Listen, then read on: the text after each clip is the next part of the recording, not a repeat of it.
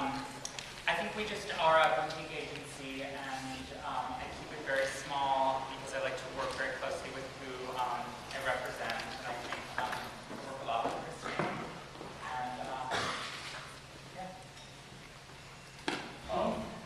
My name is Keith Pollock. I'm the editorial director of Elle's digital team. So Elle's digital team, I work on Elle.com, ellegirl.com, iPad, and mobile.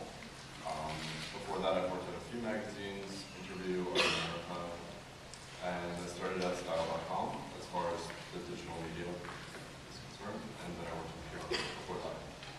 Thanks.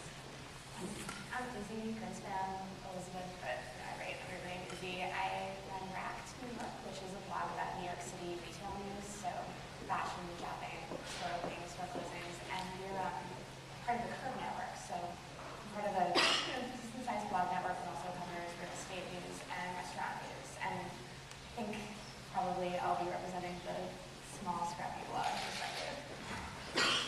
Hi, I'm Pam Bristow. I've been working in fashion and the arts for about 15 years. I started at boutique agencies, working with some amazing talent, and Alexander McQueen sort of launched, that was the first client I'd ever worked with, so sort of spoiled me at 19, and over the past 15 years I've been bringing together larger corporations and smaller designers to the benefit of both parties. Thank you, everybody. One of the things that we were talking about in the back while we were preparing for this conversation is, and that I'm really excited about, is that in terms of the editors that we have here, Izzy and Keith, and the fact that they really represent, like, you know, the two ends of the spectrum, whereas Izzy, you know, she's blogging every day, she's really connecting with her readers on an hourly basis, and Keith is overseeing a larger team, and he also has the challenge of really translating the branding and the messaging of, you know, an internationally known magazine like Elle onto the internet. So obviously, social media really factors in very heavily in terms of how to, you know, communicate with your readers and how to use those tools really effectively. And I would love for both of you to really talk about, you know, how, you know, what challenges you're up against every day. And I'd love to start with Keith, because I know that, you know, with a larger staff, and also you work, you know, you do work closely with the magazine staff, but also, you know, the whole online world is completely different in terms of the challenges that you have. Absolutely. In terms of social media, I think that even the way we use social media now, and by social media I mean Facebook, Twitter, Tumblr, and YouTube, we do have these kind of branded pages that we use to promote and extend our content. I think a few months ago we treated social media as just a means of promotion and distribution, and now we're starting to realize that with each platform we need to have like a special strategy. So backstage, that's the proper term, yes. But sunset numbers. In the back we were talking about, you know, Tumblr is a very huge kind of initiative for us right now. We were one of the first magazines within our competitive set to go onto Tumblr. And for us, it's not really a traffic play, and as the editorial director of Elle.com, my biggest responsibility is making sure that we create content that becomes viral, that we, you know, meet certain traffic goals. But Tumblr for us is, right now, it's still so new, and it's just kind of a branding moment for us. So we're still feeling that out and seeing where that goes, but we're enjoying kind of having another platform to extend onto. And then Facebook is still, and I'm sure you experience this too, Christine, is our number one referral. You know, we have relationships with MSN and AOL. We have content that goes on Press Hilton, New York Magazine, Elle.com. But, you know, every single day our number one referral is Facebook. So, you know, when we create... Why do you think that is?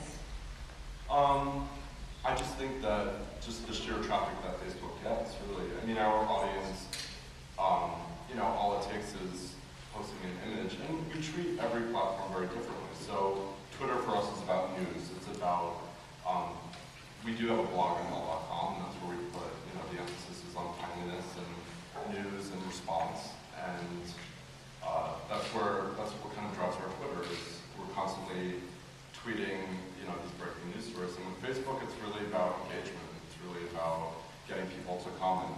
And, you know, I think, you know, in our case, we don't see a lot of commenting on our site. because I think that commenting exists on Facebook.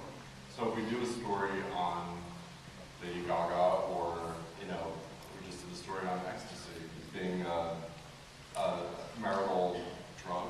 So there are studies showing that therapists are prescribing ecstasy. You know, these are the kind of stories that we say, you know what, let's see where this goes on Facebook. Let's see how people respond. Let's see how viral this gets. That isn't the kind of thing I put on Twitter, and it's not the kind of story that I promote on Tumblr.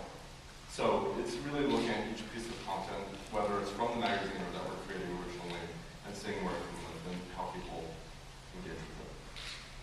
And Izzy, it would be great to talk a little bit about like how you use each of these tools. And Yeah, I mean, we're different from Element. We really, you know, you guys have news, you have beautiful images, you have features, like we're really all about information and news. So, for example, we talked about Tumblr, but we're not really sure what we would put on a Tumblr because it's so image-driven. Whereas Twitter is wonderful because Twitter you can immediately get out, like if news breaks, you can get it out there automatically. And I feel like our Twitter works also because we always try to like maintain direct voice on Twitter. So tweets should always be funny. They should really have this sense of, it's really great. I feel like we do really well with this sort of sense of breathless, like, oh my god, this thing just happened. So we do a ton of sample sale coverage, for example, where we'll report on the line from the line, we'll report on what's going on inside the sample sale, and it's you know, it's all very sort of, we always, it is like live sample cell coverage. yeah, and I mean, it's things like, oh my god, someone just stole the shoe out of my hand. Like, it's all really, like, sort of should make you feel like you're there, and I feel like a lot of our readers are sitting in, like, a cubicle wishing they were there, and sort of a way to get them to feel like they're, you know, on the scene. And Twitter is terrific that way because it's exactly that immediacy that we're looking for. With Facebook, we put up, you know, a couple stories on Facebook a day, and again, I think for us it's really about information. It's about, like, if you are scanning your feed and you're looking at what your friends are up to, and you are a friend and you've liked React, like, these are, like, the two stories that you need to know. So for us, it's really all about making people feel informed. And it's true that it's a huge traffic driver for us as well. It's really big. And I think it's not only people coming to our Facebook page, but it's also just people liking our stories on Facebook. We have a counter on each story that shows how many people click like on the story. And if you like it, you know, it says, like, on your feed, like, so-and-so liked the story. So then all of their friends go to it. So, I mean, it's really interesting looking at how the counter psychology works. Once one person likes a story, immediately 20 other people will like it, but there's always that first step. So That's how the haters start too. As soon as like somebody leaves like a mean comment, and all of a sudden it's like this. Yeah, it's like the tampering. Oh, absolutely, and it's really interesting, like watching people wait for that like wall to break. And in terms of commentary, actually, it's really interesting when you get all your comments on Facebook because I feel like we have the opposite, and I think it's partly because we have a really fairly open, anarchic. No, we don't have that many comments in general, but we're pretty much. I think that is not your reason. I don't know. I think it was an easy version.